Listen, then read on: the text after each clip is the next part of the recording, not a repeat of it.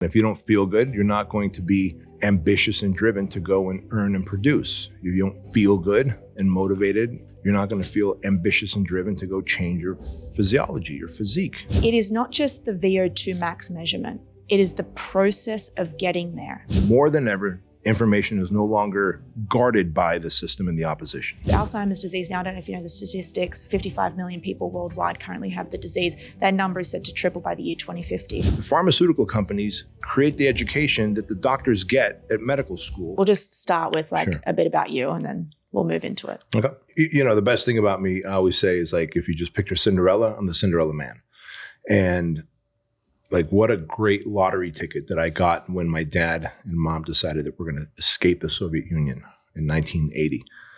And I say Cinderella man because I'm 49 now. If I were to have grown up in Armenia, which was part of the Soviet Union at that time, I would have probably grown up either being a mechanic, a taxi driver, and nothing wrong with any of that stuff. But I'd be growing up in a corrupt government, communism, with very little opportunity.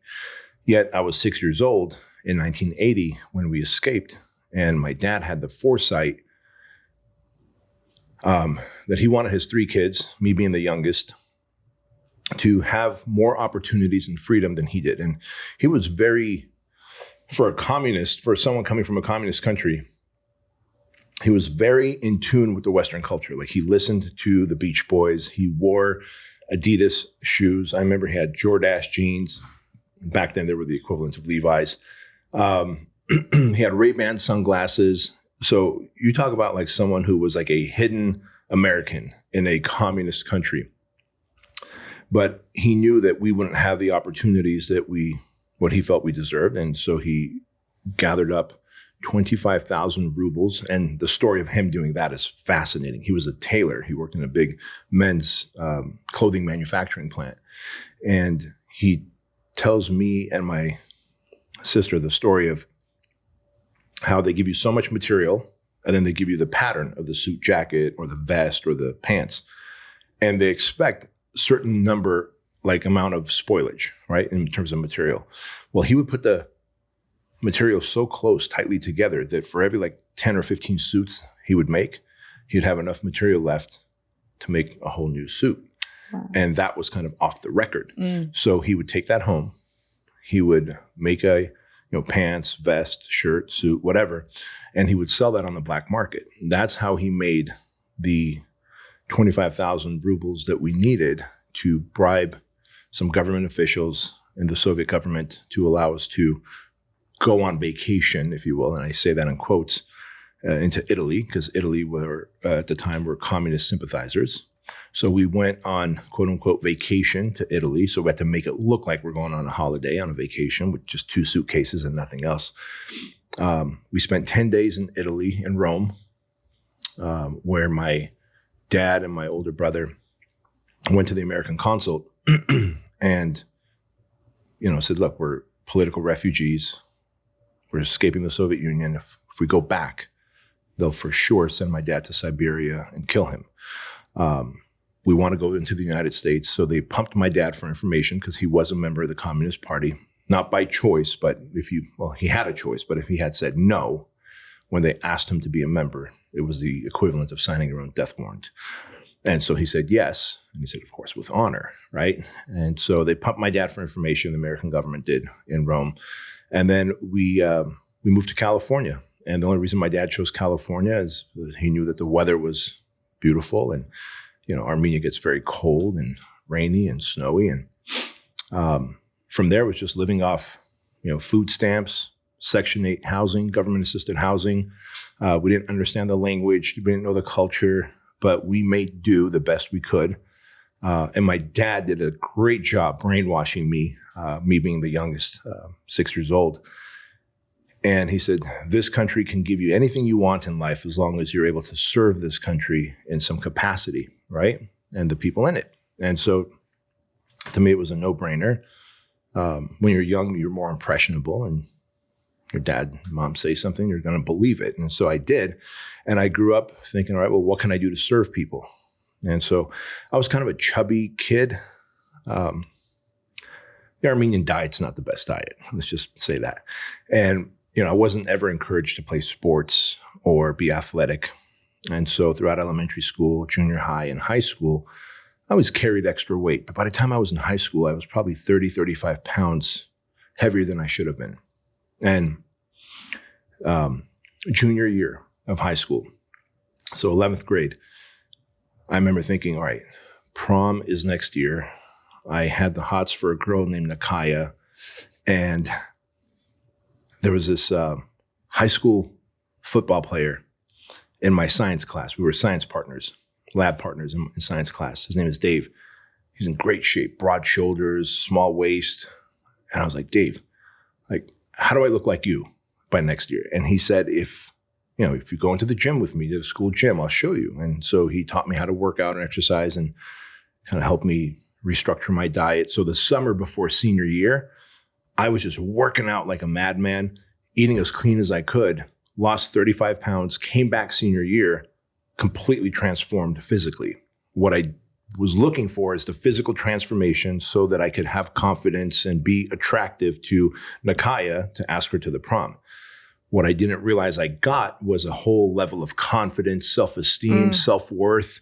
I was able to finally make eye contact with people. I remember students were like, dude, are you that guy who just walks around the campus during lunch? Because I had no friend group to belong to. And I was like, yeah, I'm that guy, yeah. And all of a sudden, I'm not invisible to them anymore. And so I realized this is the path I want to take. I want to help more people with their health and fitness. Not just for the physical transformation, but for me, it was I didn't even realize I was depressed as a high school kid, to be honest with you, until it's almost like until you're out of it, you realize, holy smokes, I think I was in a funk for several years. Yeah. And so I never asked Nicola to the prom. I never got the confidence to ask her to the prom. So I never went to the prom, but fitness transformed my life. And so that kind of led me to being a personal trainer, serving people through fitness. Ultimately, one of my personal training clients, Jim Franco, who became my first mentor, he's a great entrepreneur. He suggested that I open up my own personal training studio. That one thing led to another. Sometimes when you don't have your entrepreneurial confidence, someone who is an entrepreneur and who can believe in you, you can almost borrow their confidence. Let's say someone is genetically gifted and they don't realize that they could be a bodybuilder or an athlete. Well, when a great coach or an athlete sees them and goes, oh my gosh, you've got small joints and, big muscle bellies, and you might be a great athlete. I can? Yeah. And you ride their confidence. And so I rode Jim Franco's confidence, and he really mentored me to being an entrepreneur. Opened up my first personal training studio. By this time, it's 2001, 2002. That led to opening up 4 more. That led to, opening up, starting, ultimately selling those and starting Fit Body Bootcamp, this international fitness franchise now that we have with hundreds of locations worldwide. And my journey has just grown from there. Now I'm a serial entrepreneur. I love coaching and consulting people. And what I realized was, as a health coach, fitness coach, putting people through a workout was fun, but seeing the mental, emotional transformation in them, I could have said, don't even pay me. I would do this for free. And so I realized I like coaching people mentally more than I like coaching them physically. And so I went into first business coaching, helping other gym owners turn their gyms into profitable gyms. Now I coach entrepreneurs of all walks of life. And what's really great is, the businessman and the business plan, as my friend Nick Long says, they're connected. So the businesswoman and the business plan are connected. And so I don't just focus on someone's business. I focus on their life structure, on their productivity, on their self-worth. And so I get to do some life coaching and business coaching at the same time and help them scale their businesses. And it's Cinderella's story, right? I feel like every day is a gift for me. And so when the pandemic came, to me, it was just just another challenge. Yeah. Yeah. I didn't know this about you, and I think that you and I share something in common. You mentioned offline. Before we got into this, you said, you love this notion of confident women. And my father and my parents weren't from Australia originally. Yeah. Yeah. My parents were born in Cyprus. And if you know anything about that country, the northern part is actually now occupied by Turkish invaders. So that was at the time when my father had to exit his house and it got taken over. Yeah. And so that's how we got to Australia. I wasn't born. I was evidently born in Australia, but I watched my parents work extremely hard, not knowing the language, working with, their bare hands. That's how I always describe it. And that's how they made their wealth, and that's how they made their way. And my father always told me about the first time he bought a car. And I'm also the youngest of three, two boys. And wow. Yeah, so we have that in common. Yeah, so they really brought me up very much, strict and very hardworking. And, they always, the things that they wanted from me and my two brothers were like above board, like if this were the normal expectations, like ours were here. And so I think I carry that into my life now. And now I'm also an immigrant into this country. Right. So I'm here by myself. Well, I came here in 2016 and I had to make my way. And so many people ask me now, they're like, how did you meet all of these people when you're not from this kind? It's like, well, it's just normal for me to just go through pain and to, see what I need and then just reverse engineer it, then go through the pain to get there. It's just very normal to me. Whereas I'm finding now, and you can probably talk about this more in terms of men, a lot of people steer away from pain. And that journey that you were talking about with health and fitness, that's how I describe it as well. And I actually have you ever done a VO2 max test? Many, many years ago. Yeah. Someone asked me on a podcast actually yesterday, how do we increase our VO2 max? And I said, we spoke about it, but I was speaking about, and for everyone listening, the VO2 max is our measure of our peak respiratory fitness, cardiorespiratory fitness. It is not just the VO2 max measurement. It is the process of getting there. Because if you can put yourself through hard effort, maximal aerobic exercise for 30 minutes a week, 40 minutes a week, 50 minutes, you will raise your levels, but it's not about the number. It's about the journey that it takes to get there, both mentally and physiologically. Thank you, Inside Tracker, for sponsoring this episode of the show.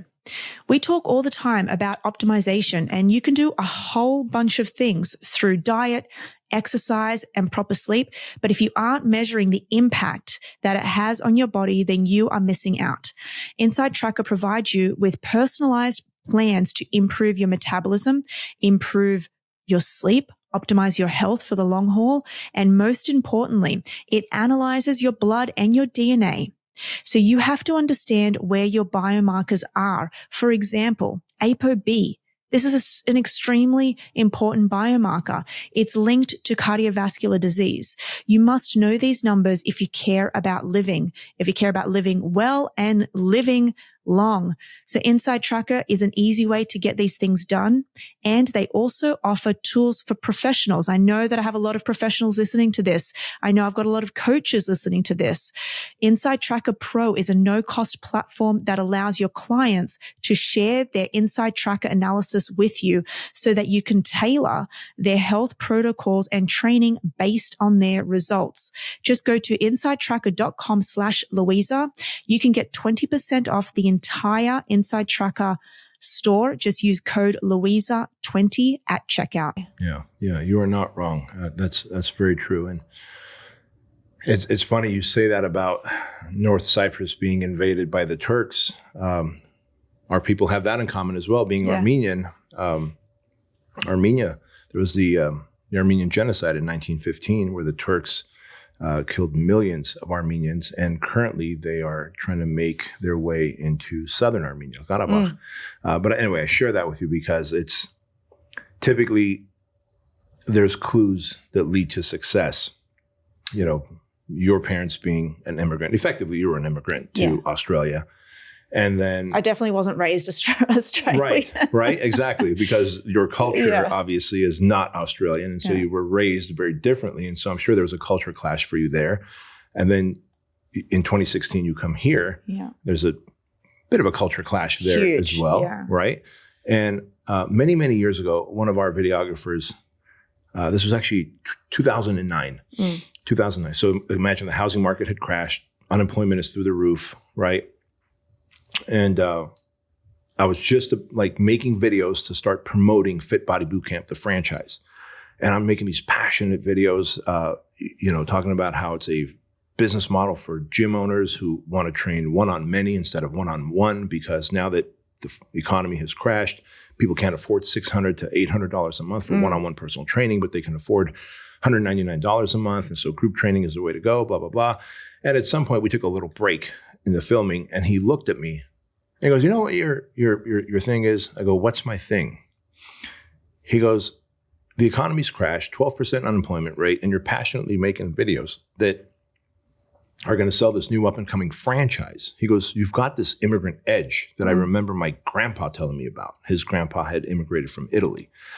And so I said, what's that word? He said, this immigrant edge, this mindset that an immigrant has. Yeah. That no matter what, I'm going to make it. And as you're saying this, I was getting goosebumps because I'm like, this woman's got the immigrant edge. Like, we can put you on Mars. Yeah. And you're going to figure it out. 100%. Yeah. That's how I feel. There's a magic to immigrants. And one of my life's goals is to pass that immigrant edge mindset, these traits that we have to people who have had the good fortune to be born here in a great country and to see how much great opportunity we have, even when the chips are down, the economy sucks, the pandemic hits, you get fired, your spouse leaves you.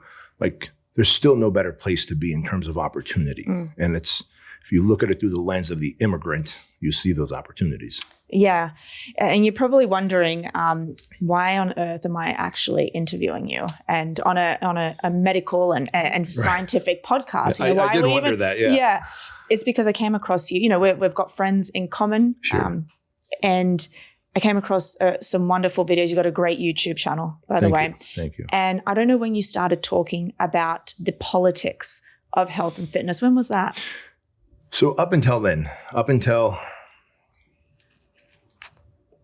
January, even February of 2020, I had a podcast called The Empire Show, like how to build an empire, right? And The Empire Show was about interviewing entrepreneurs and learning how these entrepreneurs built their companies and organizations and lifestyles, and because I'm an entrepreneur at the core.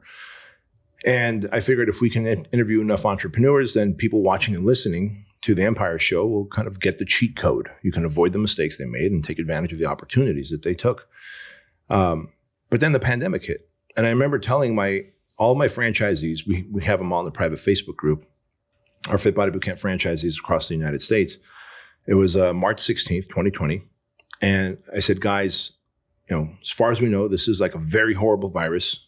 I think we have a duty and an obligation to shut our locations for 2 weeks to flatten that curve. And that's the message that was being given at the time, right? By the government and by whatever, all professional healthcare people. But I'm also a paranoid former communist. And so I was like, what would my dad do? And so I turned to the CEO of my franchise, Bryce. I said, hey, Bryce, in case this pandemic goes on longer than 2 weeks and we can't open up our franchise doors, because our franchisees are all small business owners, right? Like I'm the franchisor. They're the franchisee.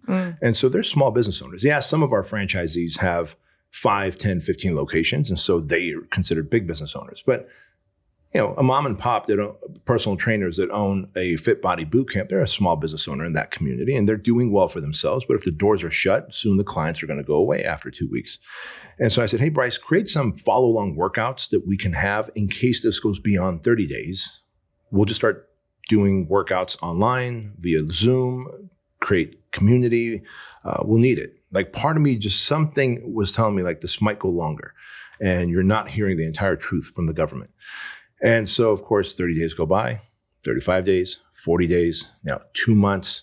And I said, all right, guys, we're switching to online coaching. In the meantime, if you're in a free state like Florida, Texas, et cetera, feel free to open your doors and train your clients. Most states, however, we had to go online coaching. And that's when I decided I saw the writing on the wall and I would talk to my dad during that time. And he's like, this is part of the Communist Manifesto, son. And when he told me that, I was like, well, Dad, tell me more. And as he did, I would just go to Instagram and start like, look, this is wrong and here's why and where's the evidence and where's the proof and where did this virus come from? And we can't just say, you know, a pig and a bat farted and all of a sudden there's this virus. Like there's got to be we've got to have accountability here. Like what if this happens again? What do we do? How's humanity affected? Who's caring about these small businesses? And so I caused such a stink on social media that Fox News, to their credit, 4 or 5 times asked me to come on their show and speak on behalf of small business owners during this pandemic, right? So now we're like 4, 5, 6 months into the pandemic. During that whole time, I'm feeling this like, I don't know how else to say it. I don't necessarily believe in like, there's a God. I do believe there's a creator or a universal consciousness. That's my faith, my belief system. But I believe like the creator was speaking to me, and like, I felt this gnawing in my gut, like, dude, you got to create a new show. So I stopped doing the Empire show at the time because no guests are flying in to be here in our studio. So I stopped doing the Empire show. I'm focused on making sure Fit Body Bootcamp survives. I'm worried about what's happening in this world and that people are asleep at the steering wheel. And I feel this gnawing in my gut, like, you got to start a YouTube show and just openly talk about everything. But at the same time, I'm like, oh man, this could negatively impact my business. But I'm like, damn your business. What would your dad say, right? Well, damn your business. Like, this country and your kids and their kids and their kids, like, what opportunity will they lose if we let this free country go to waste? So reluctantly, I had Joan, my assistant. I said, Joan, I think I'm going to create a show called The Bedros Keuilian Show. No interview, just me looking down the barrel of a camera, and that's the podcast and YouTube show. And I'm going to speak from radiance, from source. And I did. And that was, by this point, we're talking now like September, October. And like, I felt the need for it. And I started the show. By this point, it's 2021. And it just took off. Like, people were hungry for a message that was like, we all felt what I was saying. I wasn't saying anything profound. I was saying what everybody felt. Yeah. And that is constantly what I saw in the comments, in my DMs, like, holy hell, I can tell something's not right. I can tell we're being lied to. I can tell there's manipulation. I can tell that, like, this is an attack on small businesses. You're speaking the truth against the big pharmaceutical companies, against big government, both sides, by the way, left and right. You know, they're both on the take as far as I'm concerned. And so one episode after another just kept taking off and kept taking off. And I realized that we can't look to daddy government for the health of our future, our kids' future, like mental health, physical health, financial health, sovereignty, freedom. It's on you. It doesn't matter if Trump or Biden becomes president. The person that has the greatest impact on your future is you, not the president. Yet, what does everybody do? We go external locus of control, right? Yeah. You know, if the economy was great, and if she wasn't so mean to me, and if the president was so-and-so and not so-and-so, everything would be fine. Well, okay, well, guess what? If she's mean to you and the economy's shitty and he's the president, what can you do? Exactly. So my whole thing was, and so really the show was all about money, meaning, and self-mastery. If you can focus on making your money, have a sense of purpose or meaning, because I saw how people were falling into a massive state of depression, anxiety because of the pandemic, because of the separation. Like, we can't go out, we can't work out, we can't go to the beach here in California, right? And then, of course, self-mastery, like, become the best version of yourself. Like, the greatest FU to the man is when you become the highest version of yourself. And so the show is all about money, meaning, and self-mastery. And it took off. And here we are now. We just put out episode 82. So whatever, 82 weeks in. But I share that because I reluctantly put that out, because I feel like my zone of genius is business and entrepreneurship. But I also felt like I had a duty and an obligation to speak what everyone's feeling. And I was financially in a place where no one can stop me. Yeah, and I did lose some franchisees. Some came out and said, hey, you're a danger to society, telling people to go and work out at the beach and to be active and to you know, like, this is just a cold or a flu. It's not. And whatever. So I did lose some people, but I knew that more than anyone, I was in a position to speak what everybody was feeling. And I'm glad I did. Like, looking back, I think my kids will go, like, I'm proud of my dad. Yeah. Well, I think everybody now is realizing that that was the truth. But in extension of what you said, and I quote, you said quite recently, the opposition wants you sick, fat, and broke. Yeah. And they are funded by the industrial military complex, big pharma, food conglomerates. Yep.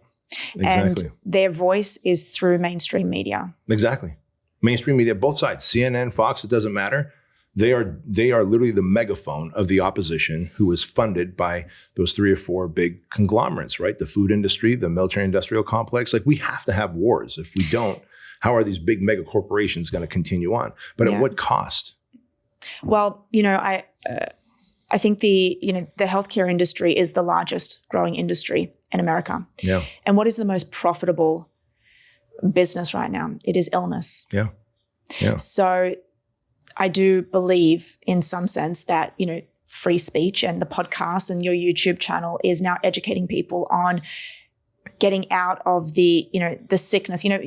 We're brought up in this world where we believe that you have a statin deficiency. You need to get a statin if your LDL is this. Don't work out. We're not going to prescribe you exercise. We're not going to prescribe you good nutrition. You have a statin deficiency, we'll give you statin. Yeah. And it is, it's scary. But, in my everyday life, I'm surrounded by physicians and scientists. So to me, it's very illogical to think that way. But unfortunately, not everybody thinks this way.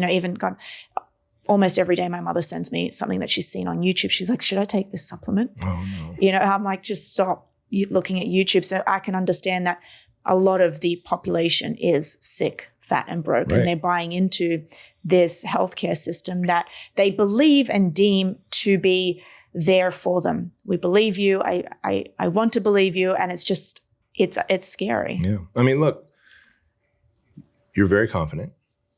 You're well-spoken. Seems like you financially do well for yourself, and you're fit. You are hardest to control, young lady. You are. You are hardest to control. You would be hardest to get control and compliance over. That's what the men say. I had to throw that in there. I have heard that. I've heard that one too many times. Yeah, seriously. Men who lack confidence and who are insecure will be intimidated by you. Yeah. And when we talk about the opposition wanting to keep you sick, fat, and broke, well, we always have to ask why. You're easier to control that way. If you're broke, you don't have a lot of options. You have the option, like you can leave New York and come to California. You can leave California and go to Texas. You have these options. You're connected. Your business is structured in a way that you can be anywhere. Money gives us choices and options. So if you're broke, you now look to daddy government. What do I do? Right? If you're sick, you're not in the best state of mind to make decisions. You looking at Maslow's hierarchy of needs. If you're sick, you're just trying to figure out how can I live another day? Yeah. Even if it's on statins, even if it's on medications and insulin and all this, like you're not trying to think of your higher self. How do I become a better human? How do I serve humanity? How do I connect to consciousness? Right. So they want you sick, broke, and dependent.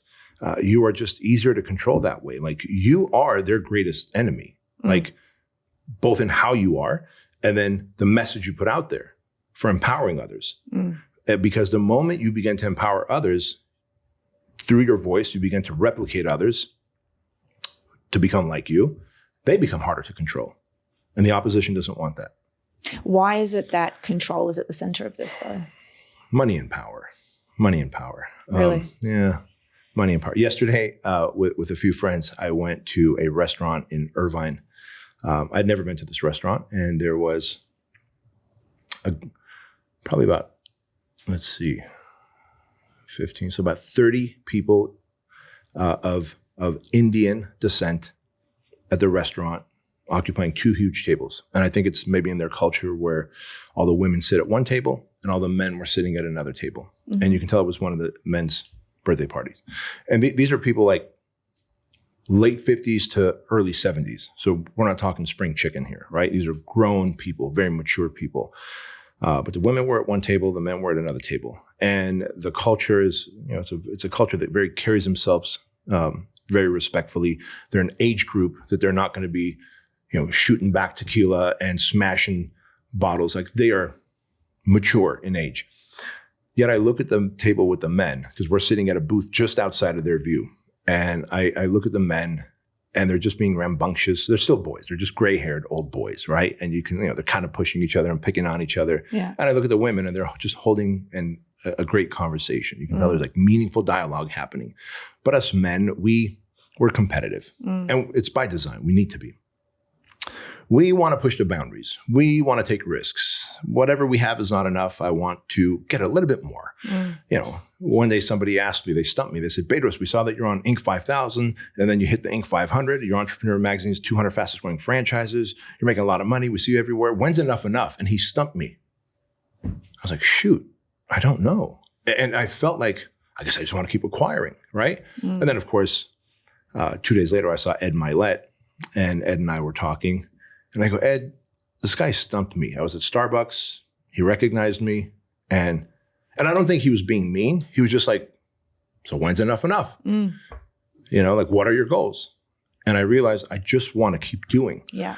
And Ed said, well, I know you well enough to know that you contribute to Shriners Children's Hospital. Every Christmas, you buy thousands of dollars of toys for tots. You have kids adopted through Compassion International. Like, he goes, how many more surgeries can you donate to through Shriners? How many more toys can you buy? How many more kids can you adopt? He goes, it's never enough. How many more vacations can you take your family on?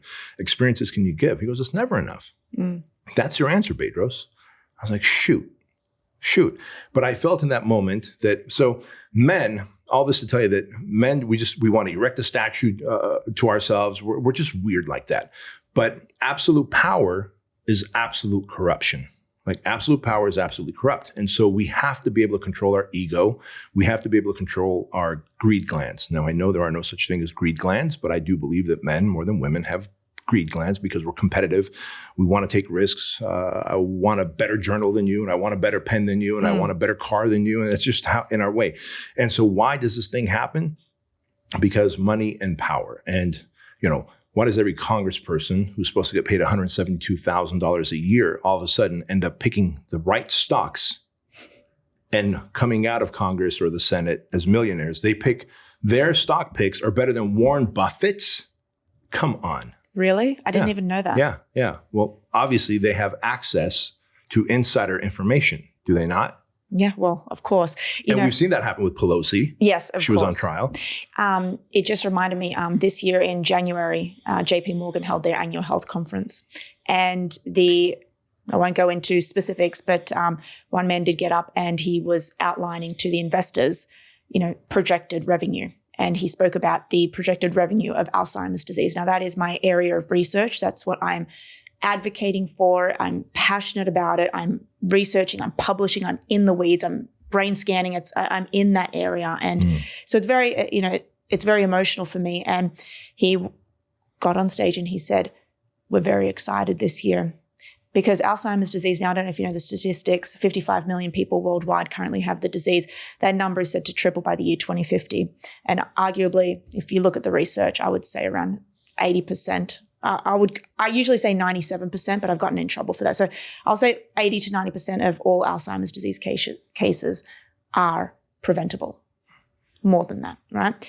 And so they're banking on us getting sick and they're banking on us profiting. They want to profit off our illness. And they mentioned that the Alzheimer's disease medications, which actually there are no medications to prevent or reverse this disease. Well, let's just put it out there. There's two FDA-approved drugs, which are not really doing anything. The best form of prevention is lifestyle factors, exercise, nutrition, sunlight, low stress levels. But they're saying it's going to be a $25 billion industry. So they're basically revving their investors up. And if Big Pharma is then telling the government and the CDC what to tell us, it becomes apparent. I don't know if you know this, but they've actually cut PE budgets, physical education budgets in schools. So now kids are getting less physical education when we know that exercise is at the forefront of Alzheimer's disease prevention. So now they're starting younger. And guess what we've seen this year? The first ever Alzheimer's disease patient in the teens. Oh, Lord. A dementia, I shouldn't say that, a first ever dementia patient. And we're seeing type 2 diabetes in kids. And that's driven by the CDC guidelines. I hope you know how close this is hitting for me. I don't know how much research you did, but this past September, my mom died of Alzheimer's. And oh, I didn't know that. I'm sorry. Being in the fitness industry and personal training industry, I got certified 30 years ago as a personal trainer, and you could imagine our cultures are pretty similar. My parents didn't exercise a lot. They ate a lot of fried food and high-fat food. And while I didn't know any of this stuff, I'm pretty self-aware and instinctive. And I was like, Mom, Dad, if you guys just exercise, you guys will have a longer life than Grandma did, because my grandma died of Alzheimer's as well. And it was, you fast forward 30 years and my mom died several months ago of Alzheimer's. And I was right by her bedside seeing her take her last breath. And anyone who doesn't know, who's listening to this, like, what a horrible way to die. It's asphyxiation. Like your brain, the parts of your brain, from what I understand, I'm sure you can correct me if I'm wrong, the parts of your brain that control your breathing die and they choke to death, right? And I'm holding my mom's hand and I'm rubbing her forehead and I'm thinking like, I had 30 years to do something about this. But they have to be a willing participant in it. Sorry, I'm getting emotional about it. And it's because now I hear you say that they're cutting physical education in schools, yet you got these guys revving their shareholders, getting them excited about what a big run it's going to be on creating medication for Alzheimer's, but then they're prepping the future patients by cutting PE. Like, this is the opposition. Yes. They're preparing you to be on a statin and to get these drugs. And the one thing that I make apparent to everybody out of all of the, the diseases, you've got cardiovascular disease, you've got cancer, Alzheimer's disease is the only one where you lose who you are. You look at your son or your daughter or yourself, and I've seen it in person, somebody say, well, who am I? Yeah. And so you lose who you are, and we are, you go to sleep with your thoughts. You go to sleep with knowing who you are, and you wake up knowing who you are. And it's the only thing that you can hold sacred to yourself without money, without anything. And that is robbed of you. Yeah. And you're at the mercy of these big conglomerates that are telling you, oh, you don't need to exercise that much. In fact, the CDC guidelines for physical activity state that you need to be doing 150 minutes at minimum to 300 minutes of moderate to vigorous physical activity. Only around 25%, I would say probably smaller than that, are actually meeting those guidelines. Right. And no one's teaching them at school anymore what that even looks like. I mean, you walk into any gym USA and people are just going through the motions. You just don't see that. And you look at the food pyramid, what they're recommending, and it's, again, such highly processed, high sugar, refined sugar foods. Yeah. From what I understand, I think might have been Dr. Gabrielle that told me that some are saying that diabetes or type 3 diabetes, they're calling dementia Alzheimer's. The type 3 diabetes, correct. Yes. Mm. I mean, okay, so let's cut physical activity. Yes. Let's shove processed, refined sugar in their pie hole for these kids. Yeah. And then produce the problem that we're trying to solve in the future. Yeah. And then there's this whole stigma of if you're trying to look good, I see this as well. Like, if you're trying to look good, they also put that as a, right. Oh, you're egotistical. Right. And right. so it's a war against you wanting to, it's not even about living to 100. It is just, how can I live the last decade of my life not in a bed? Yeah. Do you mind me asking a question about your mother? No, please do. Yeah. Sorry, you caught me off guard there. Because just when I think I've okay, I'm over it. Yeah. Like, I'll hear something like that and I just want to gush and cry. But was it actually Alzheimer's disease, or was it Parkinson's dementia? Was it? It was actually Alzheimer's, from what I understand. And I was with her at every doctor visit, at every MRI where they showed the brain scan and just the dark spots where her brain was dying. Yeah. And they had her on medication. But I'm going to be honest with you, it showed nothing. Yeah, these IV meds that are approved, they take over a year to even actually go in and clear out the amyloid. But by that time, more amyloid is actually building. The reason why I ask is because it's important in that sense to look between, there is genetic mutations and then there's genetic risk factors. And that's, if you've got the genetic mutations, so far there's 3, maybe she didn't have those, you're definitely 100% going to get some form of dementia. But then there's the genetic risk factors. And I don't know if you've been tested for them. No. And I think that was a conversation Gabrielle and I had. Yeah.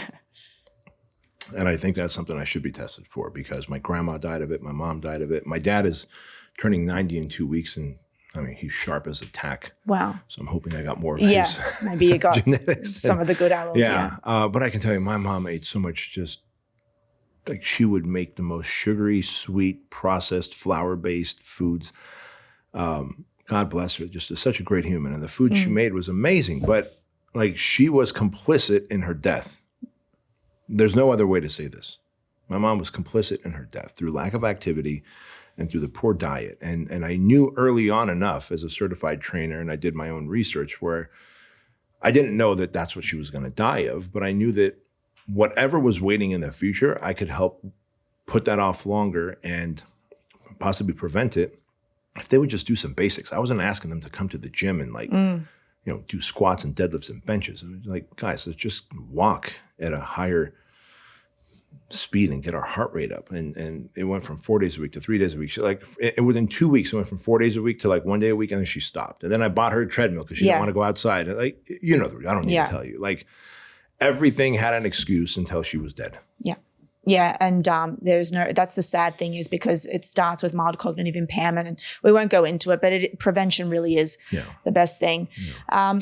We'll shift gears now, and I want to talk about you train and coach men. Yeah.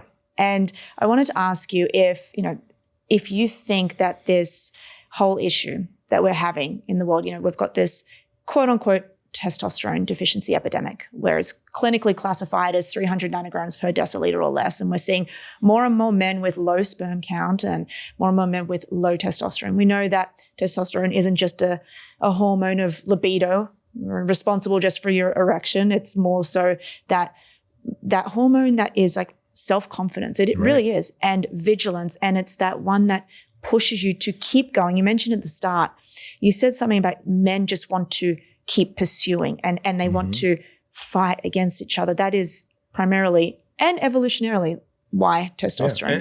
I'm very excited to announce that the Neuro Experience podcast is now proudly partnered with Hone Health. When was the last time you had your testosterone levels checked? Hone is the modern men's health platform that offers personalized care with data-driven insights, along with licensed physician consultations and medications, all from home.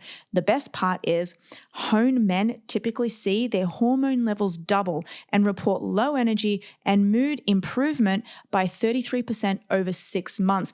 Guys, Hone is doing everything they can to not only thoroughly test hormone levels in men, but optimize from there in the best way possible. So if you want to get your testosterone levels checked, you can save $15 on your test when you click the link below, or you can go to honehealth.com/neuro to save $15 off on your at-home hormonal testing kit.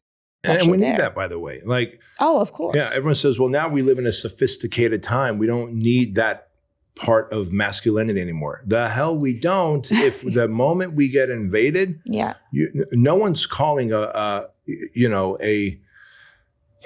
woke purple-haired dude to come and put out a fire or to help with a crime. You're calling a SWAT team, or you're calling in the military, who are absolute meat eaters who are going to annihilate the enemy. You look at the towers, the bridges, the roads, the highways, the sewage systems, the electrical lines. Jordan Peterson fell apart crying. There's a video of him that went viral where he said, it's men who are in the sewers covered with rats trying to get your shit to go to the shit processing center from your toilet to there. It is men who do that. And it takes a high level of testosterone, of wanting to take risks, of I'm willing to do the jobs that no one else is. And I know as someone who's on TRT right now, because at 49 years old, I'm 49 now, when I felt about 10 years ago that something's not right, I went to the doctor and they did a blood panel, and my doctor laughingly said, "You've got the testosterone levels of the average housewife." And I was like, well, that might explain why I go to the gym and I have no desire to go inside and work out. And you're talking to a guy who is a fitness guy. Yeah. And I would chalk it up to, I'm stressed. I'm starting Fit Body Boot Camp. I'm stressed. Or I haven't slept well. Well, I wasn't sleeping well either because of lack of testosterone. Then I was foggy headed. And quite honestly, I was in a funk and in a semi-depression. And why it's got such a bad stigma, I don't know. But I do know that a healthy amount managed by a doctor, like Gabrielle looks after me, and every 90 days I'm going through a blood panel. Testosterone plays a very important role, to the point now where one of my coaching clients, Dr. Doug Lucas, is now kind of leading the charge on hormone and testosterone for women, low dose testosterone for women. Well, women actually have 4 times as much testosterone than they do estrogen. It's funny, right? It's why do we demonize testosterone in men? It's apparent, we need it for healthy breast tissue, everything, fertility. So I don't know why it's demonized as well. But the reason why I brought that up is because, do you think that is feeding in? So, you've got what the CDC and the government tells you, with loading up on sugar, lack of sleep, lack of physical activity, which then lowers the hormone levels, which then interfere with self-confidence. That disrupts fertility. It makes men, and we'll focus just on men because that's who you coach, and it makes them not feel good. And then that then has a flow-on-flow effect with everything else. Absolutely. And again, if you don't feel good, you're not going to be ambitious and driven to go and earn and produce. If you don't feel good and motivated, you're not going to feel ambitious and driven to go change your physiology, your physique, right? If you don't feel good, you're not going to go and try and go find yourself a mate. If you don't feel good, you lose hope. Yes. And if you don't have hope, you don't have any desire to go and achieve and accomplish, which goes back to, if you don't feel good, you stay sick and dumb and broke and dependent, which is exactly how the opposition wants you. Yeah, you're back into the system. It's a perfect circle. So what do you see amongst the men that you currently coach mainly? Like, what's the number one problem that they're having? The number one problem they're having is they feel like, very similar to my podcast, I said I didn't say anything groundbreaking on the BK show that really blew up. I just said what everybody was thinking. And I feel like, I was like, to hell with it. I'd rather, if I don't say it and we lose our freedoms, and I'm at fault if this Constitution gets eroded and ultimately we lose our freedoms, and my son and daughter live in a country much more similar to the Soviet Union than the United States.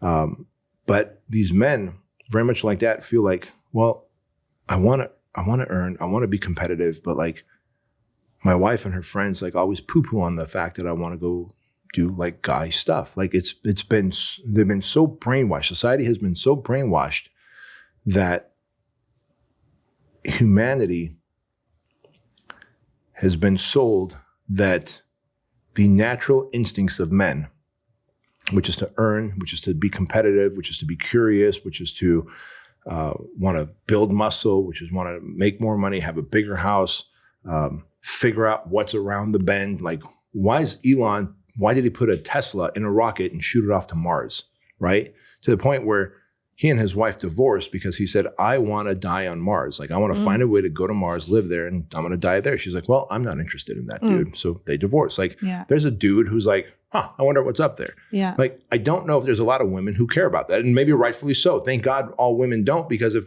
women and men wanted to know what's around the corner, we'd be extinct. Yeah. So we do also need women to go, hey, nut job, slow down, right? Slow down. That's don't get too excited. Right, don't get too excited. But all those things that are factory installed in men, and that's what the message I want to say is, it's factory installed in men. Like, no one tells a little girl, like, no, don't hold that little doll or that little kitty and and nurturing it. Yet a little boy who like takes a G.I. Joe and like pulls its arms and legs apart and it just blew up, Mom. Oh my God, you dismembered something. You might grow up to be a killer, Bobby. Don't do that. It's in his instincts to visualize that, and his imagination takes him there. But we don't stop a little girl from nurturing a little doll, but we stop a little boy from, like, me and all my friends, we blew up literally with firecrackers, blew up G.I. Joes, little action figures, because that's what boys do. We're curious of what happens if I take He-Man's arms and I put it on G.I. Joe's body, right? Like, that is a curiosity factor.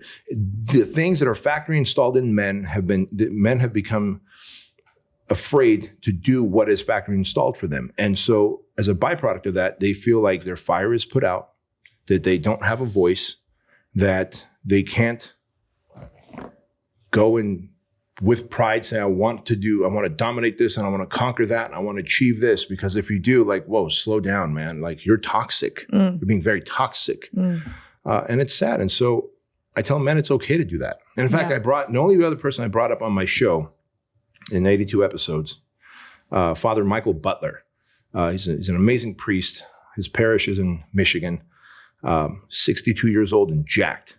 And he said, it is your godly duty as a man to be that way, to be masculine. It's your gift from God to be masculine.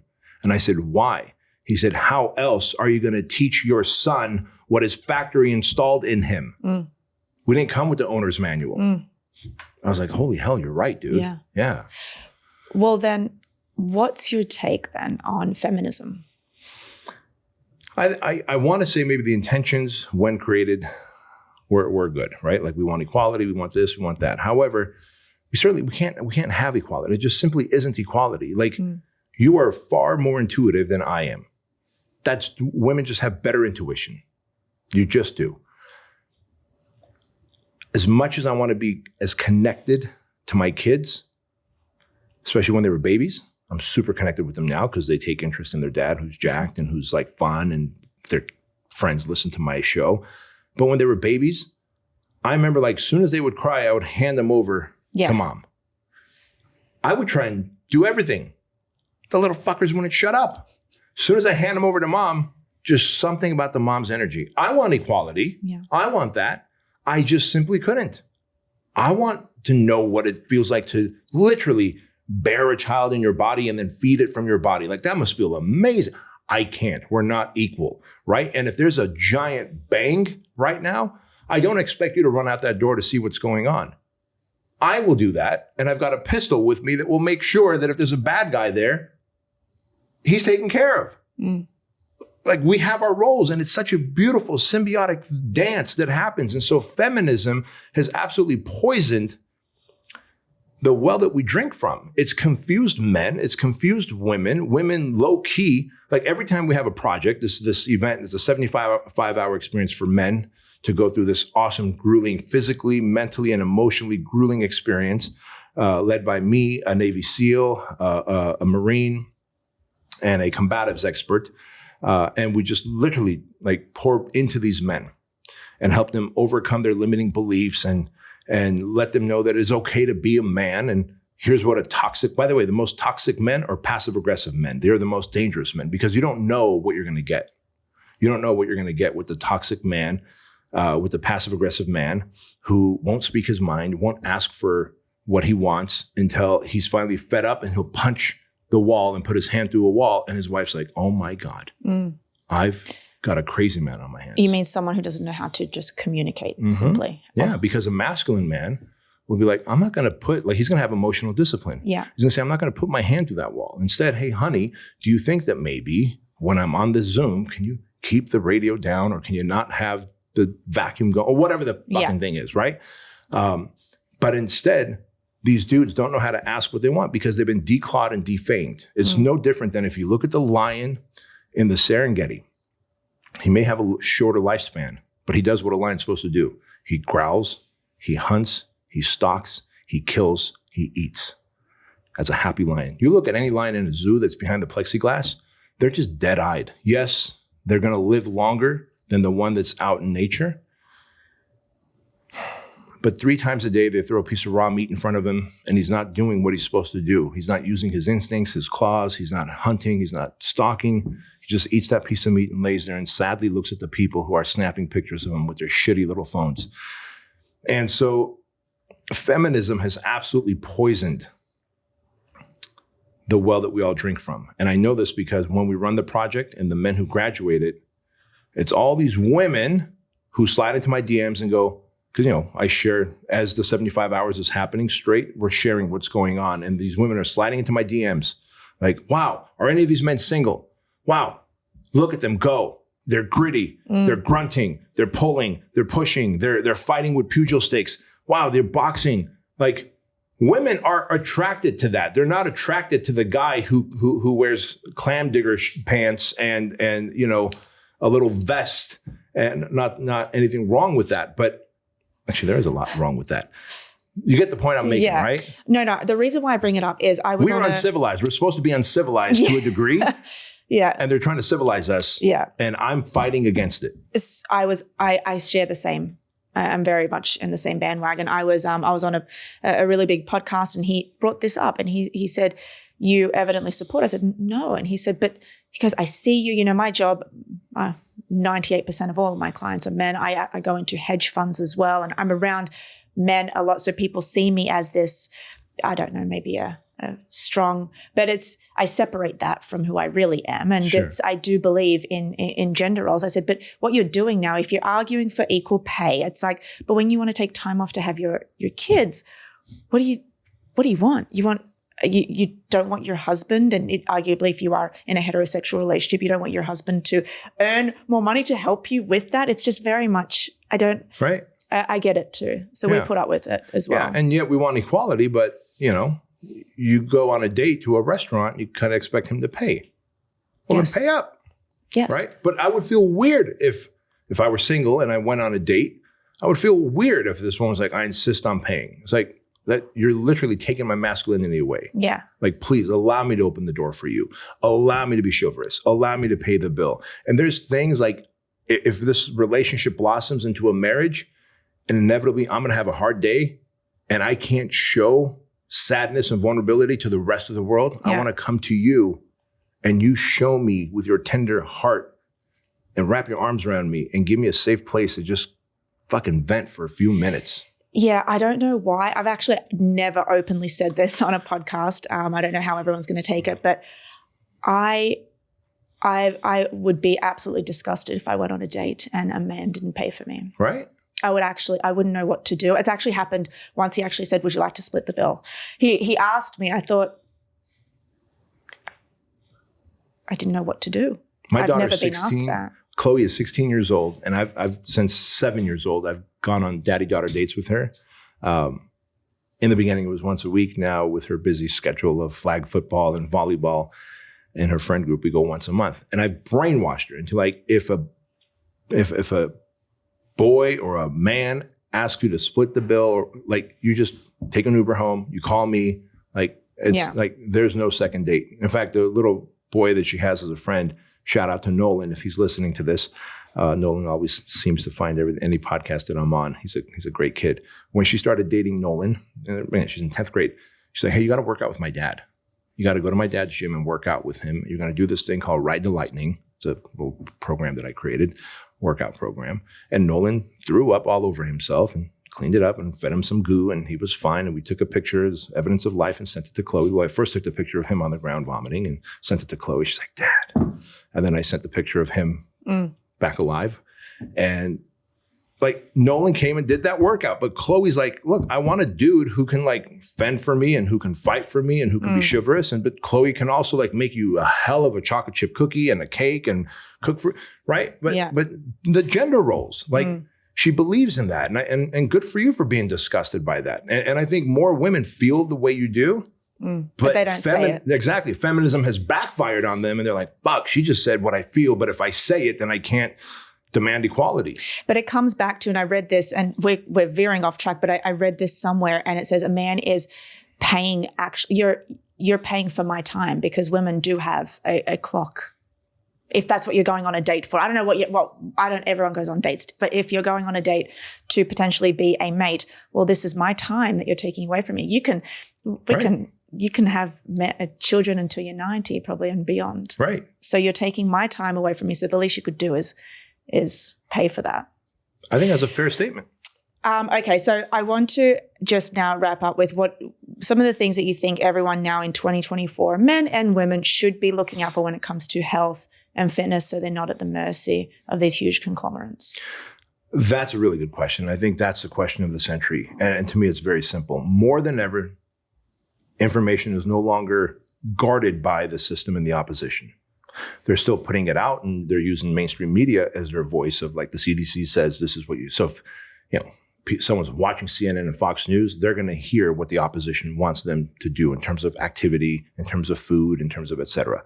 But what they ought to do is they ought to find voices like you, voices like Gabrielle's, voices like Thomas DeBlauer, and many others, me, and go, oh, you know what? Information on longevity and prevention of disease is freely available. And they have to become a willing participant.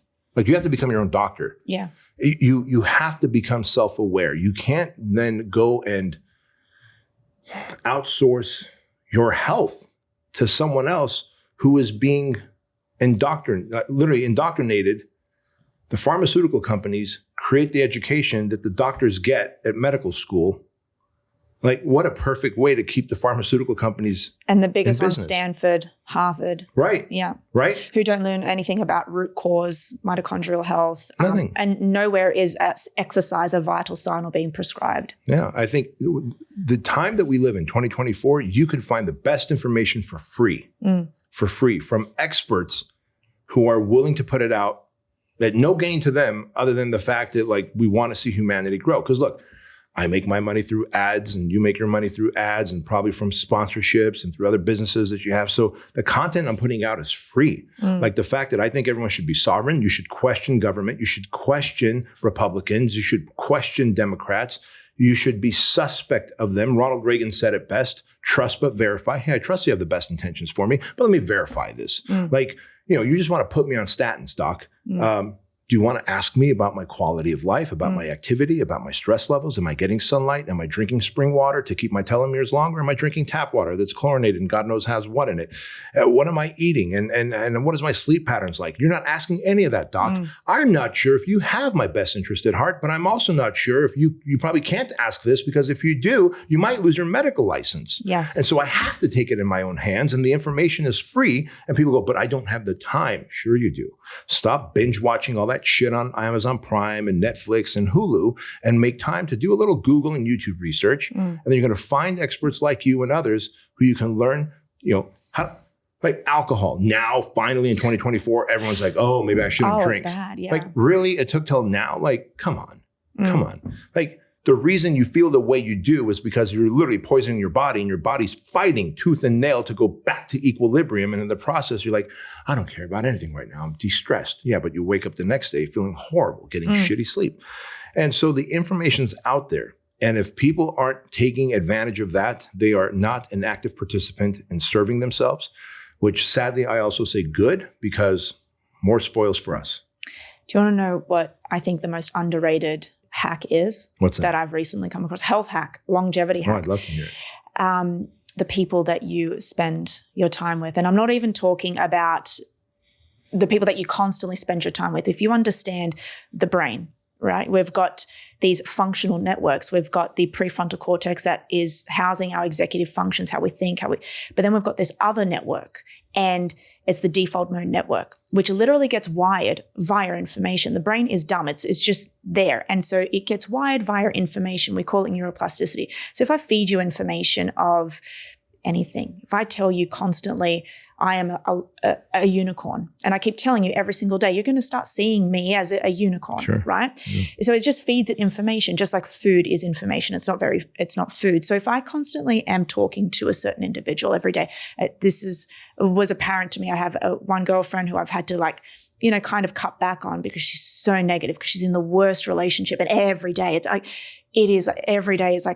it was really, I was like, oh my God, I feel every time I got off the phone to her, I'm like stressed. And I thought, so I started thinking about it. I was like, oh, she's rewiring my brain, because I started to become negative against things, relationship wise. I thought, oh my gosh, this is not me. And so you don't realize unconsciously that your brain is getting shaped by the people that you hang out with and by social media, the people who you follow. So I think that's the biggest health hack, because if you keep following somebody that's feeding you certain information, you think you have control on it. You don't. You actually, your brain is getting wired. Yeah. And then your brain gives you the information, and then you act out in that behavior. Right. It's actually just science. If there was any vital part of this show, it's what you just said. It's so vital. And I'll tell you why. 14 years ago, Dan Sullivan, sitting in Joe Polish's mastermind. Doesn't matter who Joe Polish is. He's a great human being and awesome, connected to everybody. But he had a mastermind. I was a member in it. I scraped together credit cards to go into that mastermind. And there was this old curmudgeon-y man named Dan Sullivan sitting there. And Dan Sullivan owns a company called Strategic Coach. And Dan was asked by Joe Polish, hey, can you get up and do a 10-minute talk? And Dan Sullivan gets up and he literally says, the two biggest determining factors of your success in terms of financial, relational, and health are the thoughts that occupy your mind and the people that you surround yourself with. And you just repeated that again 14 years later. And I'm not a smart guy. My IQ is probably average at best. And it takes me reps and reps and reps to get something. But I've always been told something by the people who have mentored me. They said, you're very coachable. You just go out and execute. You just go out and execute better than anyone else. I don't start having those. They say, go make 100 phone calls and cold call these people. and they give me the script, I don't go, well, I wonder if I'll get rejected. How will I feel if I get rejected? I just go do it if my coaches said so. Dan Sullivan said it, so I just started curating the thoughts that occupy my mind and the people I surround myself with. 14 years later, you, with research-backed information, are saying this. Basically, your network, and then the other way you said the information that occupies your mind, you said social media, basically any form of media. It's thoughts being fed into your head, and then we act upon it. Like, that is powerful. And people leave their notifications on, and they will be literally at a date or a dinner with their spouse, and you see their phone light up, and then they'll immediately go to that. And it's like, someone's random post is more valuable than the person that you're spending your life with. Like, what the hell is the matter with you? And then they now control that notification. Could have put fear, paranoia, doubt, or something in you that now changes the relationship here. It's so sad, but yeah, that's very true what you said. Well, I'm sure you could agree that we could talk until midnight. Yeah. But I have a flight. Sure. Yeah, you do. I'm going to Australia. You got to get to Australia, girl. Yeah. So limited oxygen on that flight too, which bugs me. But I've had so much fun talking to you. This is so different to a lot of the podcasts I do. Yeah. But thank you for having me here, and thank you for being part of the show. I appreciate the opportunity. Thank you.